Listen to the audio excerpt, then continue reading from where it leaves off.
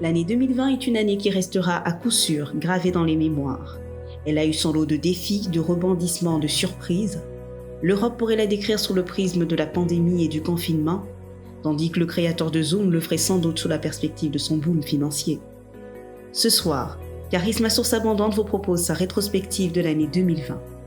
Bienvenue dans l'émission Souviens-toi.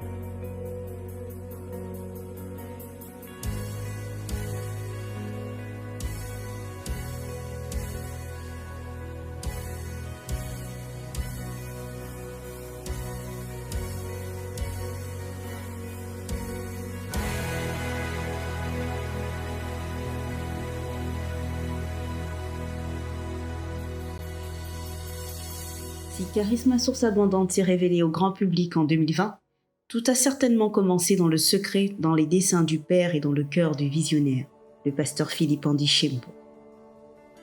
C'est lors d'un temps de prière, le 30 juin 2018, que le Seigneur m'a donné la vision de Charisme à source abondante. Il m'a donné le passage de Jérémie 33, verset 6. Il dit « Je leur ouvrirai une source abondante de paix et de fidélité, ainsi de suite. » Et c'est durant ces instants de communion avec le Seigneur que cette pensée s'est imposée à moi, le 30 juin 2018, comme je le disais. Et au fur et à mesure, les semaines, les mois passés, ça devenait un peu plus clair, ce qui était encore un peu flou. Charisme à source abondante, c'est notre rêve, au pasteur Philippe et à moi. Et comment est-ce que j'ai accueilli ce rêve? Avec joie, déjà d'une part, mais aussi avec beaucoup de crainte. Parce que je me demandais comment est-ce qu'on arriverait à la fois à gérer l'église et à gérer ce ministère que Dieu nous a confié. Et d'autre part, je me demandais est-ce qu'on arriverait à faire la différence entre ce qui relève du charisme et ce qui relève de l'église. Janvier 2020. Un événement annonce les prémices de cette organisation. Un séminaire en dehors du cadre de la fac, dont le pasteur Philippe Andy Chembo est le responsable. Pourquoi j'ai décidé de mettre en place ce séminaire appelé par sa grâce? Depuis plusieurs années de cela, il y a des personnes, des frères et sœurs qui venaient me rencontrer et qui me parlaient de l'appel à l'un des 5 ministères qui brûlait en eux. Et il m'est arrivé de coacher certains, de les accompagner dans leurs décisions. Et de plus en plus, il y avait des personnes. Et je me suis dit, je vais organiser une rencontre. Le Seigneur m'a mis cela à cœur, une rencontre où j'aurai probablement une douzaine de personnes. Ça serait plus efficace d'enseigner 12 personnes que d'avoir une personne chaque semaine, pendant une semaine, une autre personne pendant une autre semaine, vu que les emplois du temps diffèrent et différaient des uns et des autres. Et c'est comme cela que je brille, et puis avec une équipe, nous allons commencer cette rencontre appelée par sa grâce. Et le thème de la première rencontre était « Christ a fait des dons aux hommes ». Je m'attendais à 12 personnes, je l'avais même dit à l'introduction. Et de ce moment, à mon grand étonnement, ce dimanche après le culte, vous imaginez, ce dimanche après le culte, j'ai pu avoir au moins 90 personnes le premier soir. Dans la suite, il y a eu encore 14 personnes qui avaient été ajoutées. On s'est retrouvés dans les 115, 118 personnes. Est-ce la seule réponse à l'appel ministériel suffit? Est-ce la théologie qui qualifie dans le ministère? Quels sont les privilèges et les dangers d'être dans l'un des 5 ministères? Une chose sur laquelle nous allons nous dans la suite, pas forcément durant. Comment je me sentais après être sorti d'un séminaire que j'avais animé à l'église de Rabat? Je dirais que c'est le Seigneur qui m'a fortifié. Difficile de parler de l'année 2020 sans parler de la pandémie de la Covid-19 et du confinement qui s'ensuivit, qui dura 4 mois au Maroc. Le confinement m'a permis de réaliser qu'il fallait s'adapter très vite. Le fait que l'on soit passé des rencontres en présentiel en rencontres en ligne, cela a demandé beaucoup plus d'efforts dans la préparation, dans les enregistrements et tout, mais le Seigneur a permis que nous puissions y arriver. C'était pas facile, mais je me suis dit, plutôt que de se plaindre, il faut accepter aussi le changement et travailler avec le changement. On n'a pas vraiment été préparé, mais comme le cœur y était, cela ne nous a pas freiné en fait le confinement. Nous avons regardé au bon côté des choses et nous avons voulu avancer. Charisme Source Abondante apparaît officiellement. Le pasteur Philippe Andichembo présente la vision, le projet et les branches d'activité. Le but est d'accomplir l'œuvre que Dieu nous a confiée. Pour atteindre ce but, il faut une vision claire. Et la vision est de reconnaître le charisme qui vient de Dieu, qui vient de la grâce de Dieu, que nous avons reçu, et entretenir cela, puiser cela comme il se donne la source abondante. Et pour manifester ce charisme, nous avons besoin d'être formés pour manifester cela. La formation, elle est importante pour moi dans la mesure où elle évite des dégâts dans la vie. Et dans la Bible, Dieu a préparé ceux-là qu'il a appelés. Et dans Genèse 1, 27, on dit « Dieu créa l'homme à son image. Il créa l'homme et la femme. » Dans Genèse 2, verset 7, on nous dit « L'Éternel Dieu forma l'homme de la poussière. » Créer dans Genèse 1, 27, c'est créer à partir de rien. Mais ici, après avoir créé l'homme, Dieu le forme, Dieu le modèle. Et voilà pourquoi moi je tiens à la formation. La formation peut paraître pénible au début, mais elle porte toujours beaucoup de fruits. C'est avec la branche Homme de valeur et d'exploit que tout est lancé. Et David nous apprend, pour être fécond, nous devons découvrir notre semence, nous devons accepter notre semence, nous devons la nourrir. Et nous devons trouver le bon environnement pour notre semence. La semence ne croît pas partout. David, Dieu l'avait appelé pour être en Israël.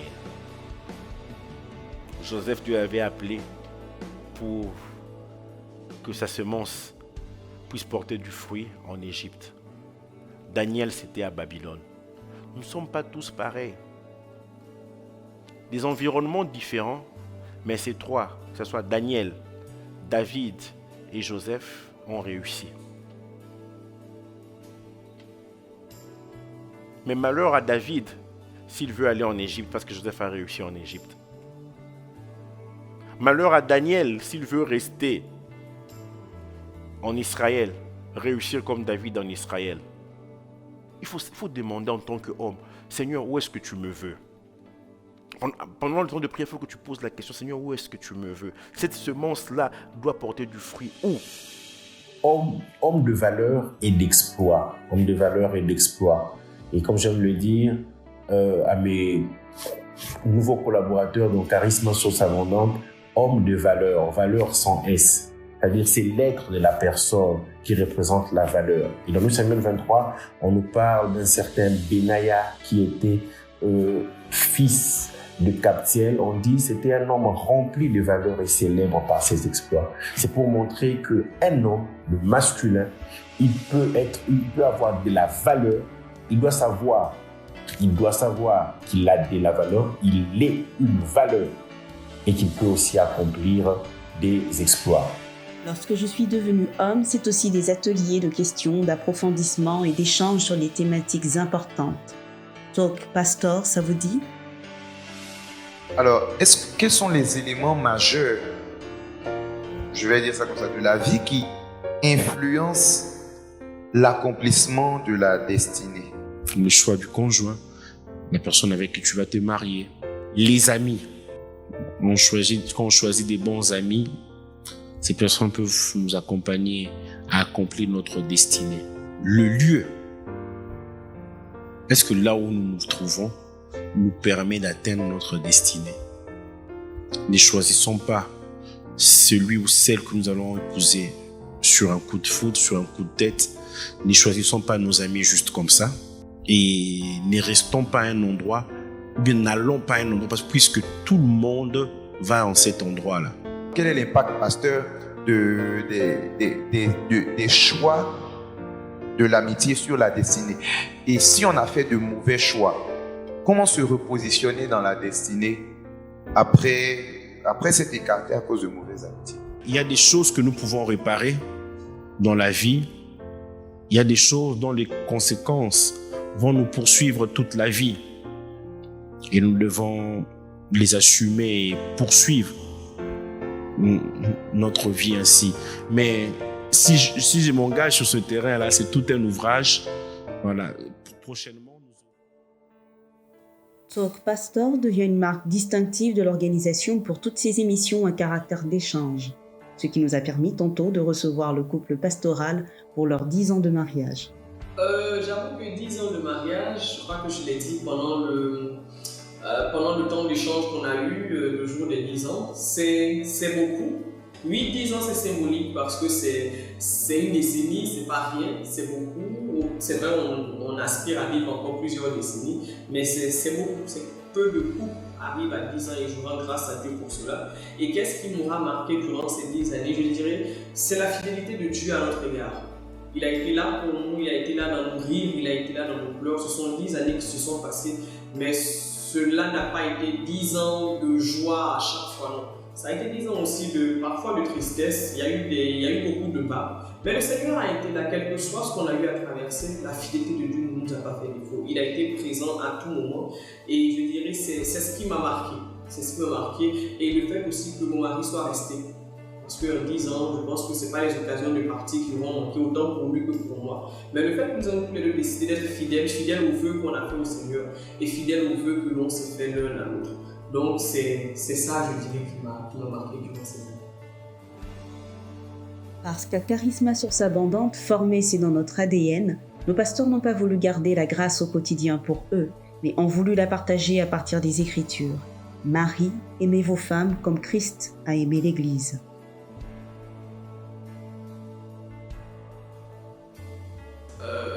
D'où m'est venue cette idée? Je crois que je lisais simplement la Bible et puis j'ai vu ce passage dans Éphésiens où Paul disait inciter les maris à aimer, non pas comme ils estimaient être bons, mais à aimer comme Christ demande d'aimer l'Église. Et de là, je dirais que le Seigneur a commencé à me parler, me dire clairement voici ce que tu vas faire, me donner des pistes, me donner des choses sur lesquelles je devais réfléchir. Et c'était la nuit, je me rappelle, c'était le soir. Le soir même, j'ai dit, chérie, je pense qu'à Charisma, ça serait bien qu'on fasse telle chose. Et puis c'est comme ça, on en a discuté ensemble, il a aimé l'idée. Et donc, je dirais que ça vient du Seigneur, tout simplement. C'est pas forcément un constat, c'est sûr qu'il y a un constat. Mais c'est pas d'abord le constat en lui-même, c'est quelque chose pour moi qui me vient du Seigneur, qui est monté dans mon cœur alors que je lisais. Ces phrases-là se sont détachées, c'est comme si vraiment le Seigneur me parlait. Et par la suite, il m'a montré clairement ce que je devrais faire. Dans la relation qu'il a avec sa femme, l'homme doit comprendre que c'est à lui de fournir le plus gros des efforts. Je ne minimise pas le rôle de la femme, absolument pas. Mais je tiens simplement à ce que les choses soient mises comme cela était auparavant. Dieu a créé la femme pour qu'elle soit une aide. Donc c'est une aide. Et par définition, si tu es une aide, tu n'es pas l'acteur principal. Tu as certes un rôle important, mais tu n'es pas l'acteur principal, tu es l'acteur secondaire. Et tu agis en fonction de ce que fait l'acteur principal. Et dans le mariage, qui est l'acteur principal? C'est l'homme. Dans le foyer, qui est l'acteur principal? C'est l'homme. C'est lui le premier. C'est lui qui a été créé. Et on a dit qu'il n'est pas bon qu'il soit seul. Et on lui a fait une aide. Donc la femme a été créée pour aider l'homme. Ce n'est pas l'homme qui a été créé pour aider la femme, mais c'est l'inverse. Et c'est pour ça que l'homme doit fournir le plus gros des efforts. Un architecte fait plus d'efforts qu'un maçon. Pourquoi? Parce que le maçon, il va juste regarder les calculs de l'architecte. Et puis il va faire le ciment, les briques en fonction de ces calculs-là. Mais le maçon ne va pas aller produire les calculs. C'est l'architecte sur la base du terrain. Donc le topographe va venir voir tout ce qui est terre. Est-ce que c'est construisable ou construisible? Je ne sais. Tout ça, il va dire à l'architecte, voici ce que j'ai mesuré, voici ce que j'ai fait. Ok, donc sur la base de ça, voici un plan qu'on peut faire. Ok, c'est 300 mètres carrés, voici ce qu'on peut faire. On peut faire 2 chambres. Les chambres vont mesurer comme ça. Les chambres seront inclinées comme ça pour qu'il y ait plus de soleil. Ça, c'est l'architecte qui doit le faire. Et le maçon, il va venir, ok, l'architecte a dit quoi? Pour que cet immeuble de 5 étages puisse tenir, les fondations, il doit y avoir 90% de béton dans les fondations, 10% et 5% de gravier, 2% d'eau et puis 3% de sable. Donc si demain l'immeuble s'effondre, on ne pourra pas dire au maçon que tu as mal fait les briques. Il va dire non, j'ai fait les briques en tenant compte des calculs de l'architecte. En tenant compte de ces calculs. Et c'est pareil dans le mariage. L'homme doit avoir une ossature générale de ce qu'il veut. Qu'est-ce que vous voulez que vos mariages ressemblent à quoi, messieurs? Vous voulez que vos couples ressemblent à quoi?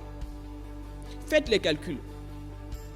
Qu'est-ce qu'il faut comme quantité de ça, quantité de ça, quantité de ça, pour que mon mariage soit posé sur des piliers efficaces, sur des piliers qui tiennent non pas 2 ans, mais qui tiennent 20 ans, qui tiennent 30 ans, qui tiennent 50 ans, qui tiennent jusqu'à ce que Jésus revienne ou que l'un de nous meure. Et sur la base de ces calculs-là, votre épouse va commencer à faire les briques et va commencer à bâtir la maison. Comme l'indique le titre de cette série d'enseignement, Marie, aimer vos femmes, donc c'est d'abord dirigé vers les hommes.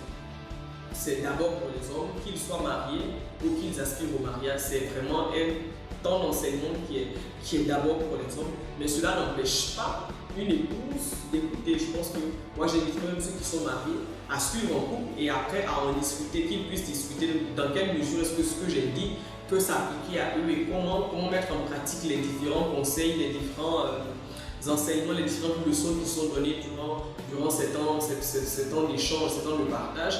Et pour celui qui aspire à se marier, pour celle qui aspire aussi à se marier, je pense que c'est important de suivre cela. Pour le jeune homme qui veut se marier, c'est important parce que cela va lui permettre de se mettre déjà au même diapason que le Seigneur et de se demander est-ce qu'il est à même d'aimer une femme comme Christ a aimé l'Église. Et pour cette jeune fille qui veut se marier, c'est quoi ça lui permet, je dirais, d'éliminer certaines personnes parce qu'elle va recevoir des demandes. Est-ce que quand elle regarde l'enseignement qu'elle a écouté, est-ce que cet homme-là, est-ce qu'il correspond déjà à ce qui est dit? Et même s'il ne correspond pas, est-ce qu'il a la semence de ce qui a été dit? Je crois que c'est important, autant pour la femme que pour l'homme, de suivre ces enseignements. Mais c'est d'abord pour les personnes, c'est d'abord pour les personnes.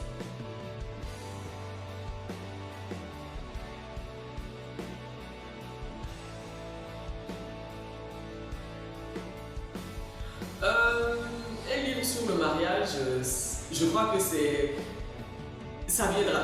Je crois que ça viendra. Peut-être qu'on va le coécrire avec mon mari. Peut-être qu'il y en aura un qui sera coécrit et puis d'autres, il écrira, j'écrirai. Je ne sais vraiment pas quelle forme est-ce que ça prendra, mais je crois que ça viendra. Je ne peux pas vous dire quand, mais je crois et je sais que ça viendra. Donc le moment venu, vous verrez. Des livres, nous en attendons vivement de ce ministère. Mais pour le moment, nous nous délectons des livres déjà écrits par le pasteur Philippe Andy Chembo. Dans Ésaïe 54, verset 17 que vous citez dans l'ouvrage, il est écrit « Toute arme forgée contre toi sera sans effet. Oui. Et toute langue qui s'élèvera en justice contre toi, tu la condamneras. Oui. Tel est l'héritage des serviteurs de l'Éternel, tel est le salut qui leur viendra de moi, dit l'Éternel. » Oui. Et la question, là, nous sommes dans un talk show, je vais être direct. Oui. Est-ce que quelqu'un qui est né de nouveau et qui marche en nouveauté de vie, mais qui ne sert pas à l'église, peut prier cette prière? Ça pourrait peut-être choquer quelqu'un. Ça pourrait peut-être choquer quelqu'un. J'aurais bien voulu voir quand même les commentaires déjà. Je pense que non. Il dit tel est l'héritage des serviteurs de l'Éternel. Ceux-là qui me servent. Je pense que cette bénédiction est le partage déjà de celui qui sert. Celui qui est serviteur avant même de servir. Oui, parce qu'on a parlé de l'adoration. Celui qui est intime avec le Seigneur avant même, pour une raison ou pour une autre, la personne n'a pas encore commencé le service dans une église locale. Il est vrai que le Seigneur viendra chercher ceux qui ont cru en lui, mais ce sont ces mêmes personnes-là qui ont servi aussi, qui ont déjà cru et qui ont servi dans l'église locale. Voilà. Donc Dieu, il regarde aussi, quand l'apôtre Paul écrivait, il écrivait aux églises locales. à Corinthe, à Rome. Il écrivait aux églises locales. Donc l'église locale a sa place. Ne te dis pas, voilà, je ne sais pas si je parle à quelqu'un. On rencontre toutes sortes de personnes. On n'a pas besoin d'une église locale. On n'a pas besoin que les gens puissent nous prêcher.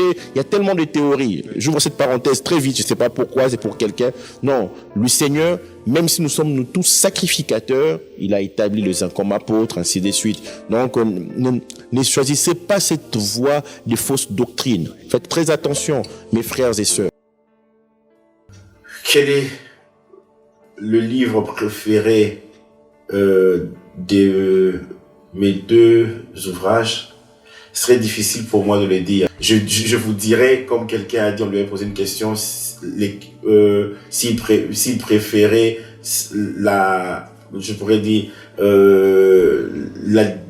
la relation, c'était un chef d'État, la relation qu'il avait avec un État par rapport à l'autre. Et il a répondu en disant, j'ai 2 enfants, ne me demandez pas laquelle de filles que j'aime le plus. Et moi, j'aimerais aussi dire, ne me demandez pas lequel de livres j'aime le plus. Je les aime tous. Je les apprécie tous de la même manière. Là même, je vous informe qu'il y a un 3e qui va paraître au plus tard, la fin du premier trimestre de l'année 2021. Donc, j'essaierai à 3. Chaque livre a son histoire. Le serviteur selon Dieu, l'ami aimant tout temps. Et le 3e, qui sortira bientôt, je ne vous donne pas le titre, ça sera une surprise. Charisme à source abondante forme des hommes de valeur et d'exploit, mais aussi des femmes de valeur et d'exploit. Comment je peux décrire la branche femmes de valeur et d'exploit de charisme? Je dirais, comme le nom l'indique, c'est une branche qui a pour vocation de former des femmes de valeur et d'exploit. Ce sont des femmes qui ont en elles cette capacité à faire des exploits, qui parfois ne le savent pas, elles ignorent qui elles sont. Le but de cette branche, c'est vraiment d'aider les femmes à devenir elles-mêmes, de les aider à prendre la place que Dieu leur donne, que ce soit dans la société, que ce soit en tant qu'épouse, en tant que mère, que ce soit dans leur service à l'église, qu'elles deviennent pleinement femmes et qu'elles comprennent ce que cela veut dire que d'être une femme. Je crois que Dieu a donné à chaque femme cette capacité-là de faire des exploits.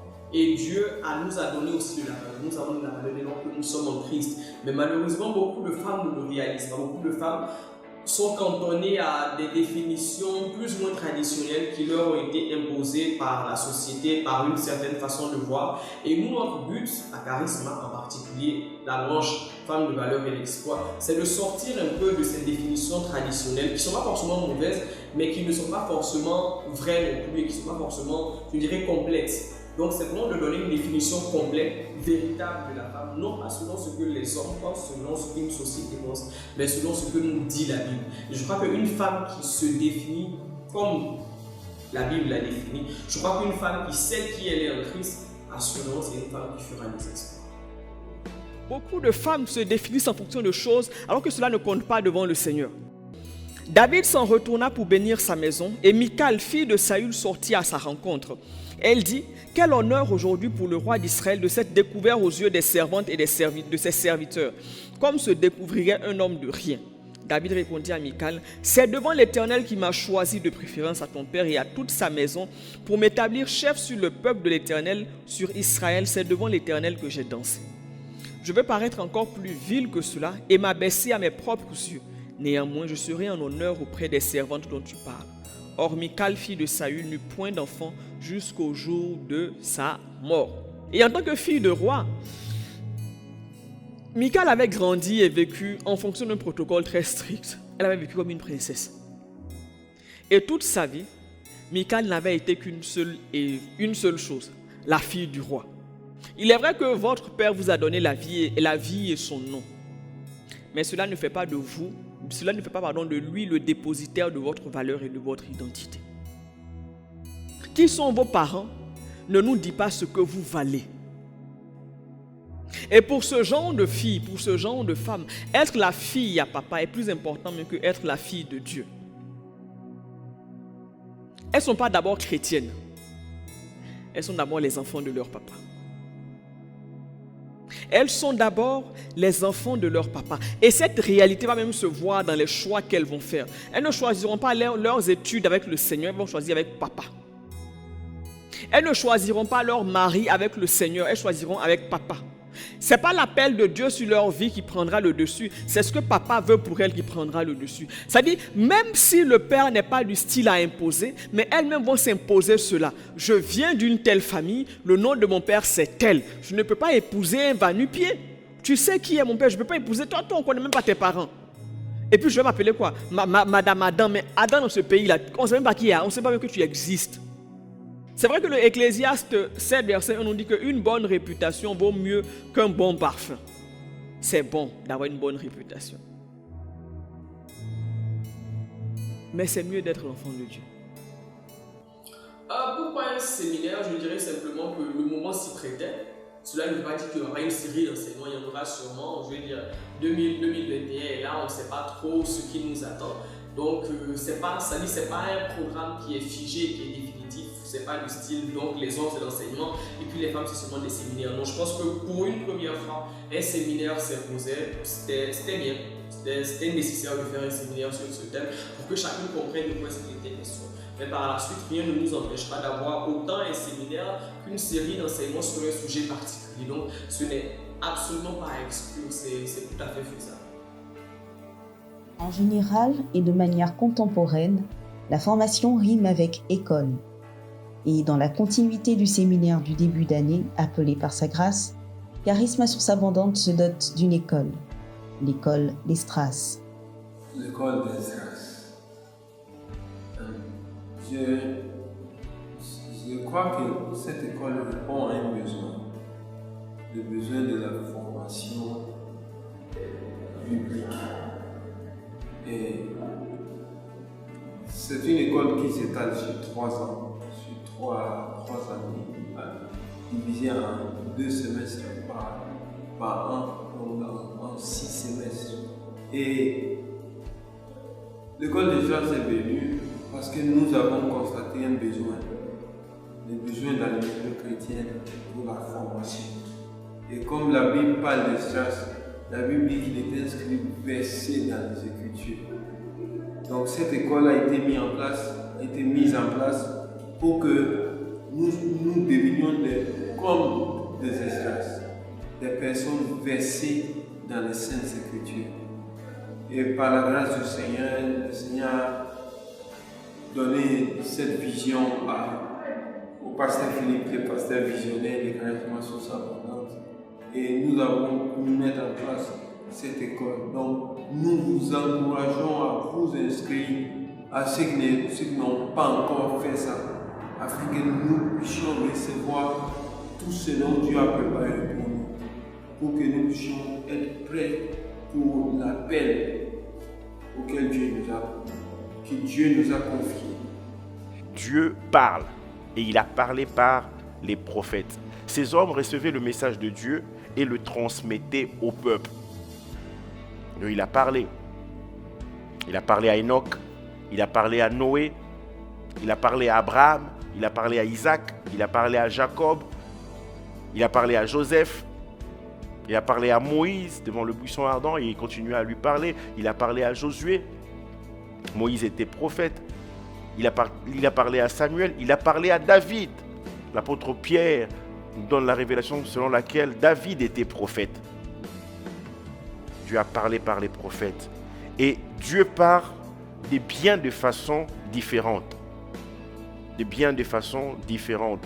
Et l'auteur des Épîtres aux Hébreux nous dit, après avoir autrefois à plusieurs reprises et de plusieurs manières.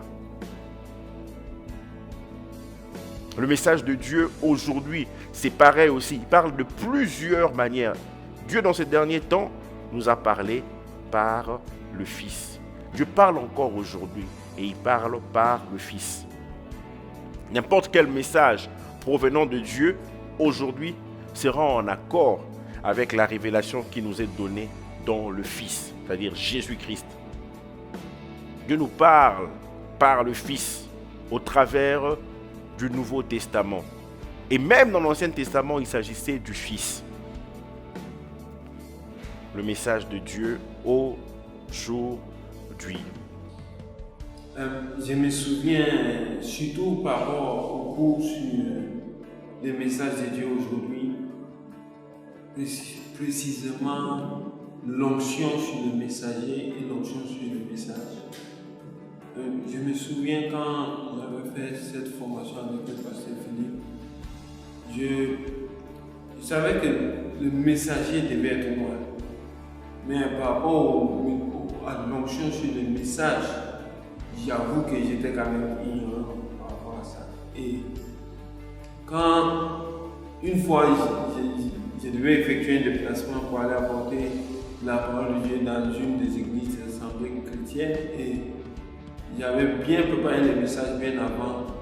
Et souvenant de ce coup, j'ai commencé à prier pour que l'onction de Dieu soit sur le message. Et je vous assure, bien aimé, que même pendant la prédication, je voyais le Saint-Esprit qui agissait dans la vie des personnes qui tendaient de me suivre. Et on a passé un bon moment dans la présence du Seigneur. La parole de Dieu avait déjà agi. Et je voyais l'apport de ces coups. Et nous allons prendre nos Bibles, nous allons lire le psaume 145. Il est écrit, louange de David. Je t'exalterai, ô mon Dieu, mon roi, et je bénirai ton nom à toujours et à perpétuité. Chaque jour, je te bénirai, et je célébrerai ton nom à toujours et à perpétuité. C'est avec cette parole que nous avons voulu offrir notre reconnaissance et nos actions de grâce en cette fin d'année. Reçois de moi le parfum qui t'est dû, la beauté de ton nom, ô mon âme est perdue. Je veux n'être qu'à toi. Jésus, je t'aime Seigneur. Reçois du peu que je trouve à donner, tout l'amour que mes yeux n'ont pas su te montrer. Je veux n'être qu'à toi. Jésus, je t'aime. Oh, rien n'est plus beau que ton nom. Rien n'est plus saint que le sang du pardon. Je veux n'être qu'à toi, Jésus mon roi. Rien n'est plus beau que ton nom. Rien n'est plus saint, rien n'est plus saint que le sang du pardon. Je veux n'être qu'à toi, Jésus mon roi.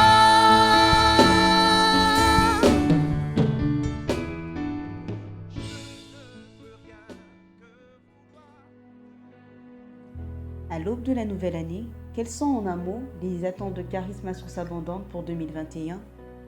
Que le Seigneur nous bénisse et en cette nouvelle année qui s'ouvre à nous, comme la Bible, nous vous souhaitons les choses meilleures pour sa vie. Et que le Seigneur vous aide à développer le charisme qu'il a mis en vous. Nous prions que cette année, vous puissiez être la meilleure version de vous-même. Que le monde entier puisse apprécier les dons que vous êtes. Que Dieu vous bénisse. Pour ma part, j'aimerais voir dans la vie de ces personnes-là qui nous ont suivis tout au long de cette année 2020, j'aimerais voir, ne fût-ce que les prémices des fruits, j'aimerais voir un changement, j'aimerais voir que, dans les couples, là où ça n'en est pas, ça va mieux, j'aimerais voir que les sœurs se lèvent encore plus, qu'elles deviennent ces femmes de valeur et d'espoir. Je dirais que j'aimerais simplement voir les enseignements qu'on a donnés devenir, prendre vie dans la vie de tous les jours de ces personnes qui ont écouté, que ce soit ceux-là qui suivent l'école des Stras, que ce soit ceux qui sont plutôt tournés vers appelés par sa grâce, quelle que soit la branche dans laquelle vous êtes inscrite. Je pense que notre désir le plus ardent et le plus beau cadeau que vous puissiez nous faire et vous faire à vous aussi, c'est de mettre en pratique les enseignements que vous avez reçus. Et en 2020, je crois qu'il y aura encore plus d'enseignements et donc il y aura encore plus de pratiques à avoir. Un seul mot pour Charisma Source Abondante, c'est la stabilité.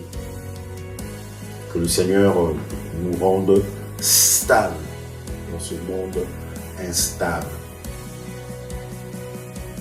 Et vous?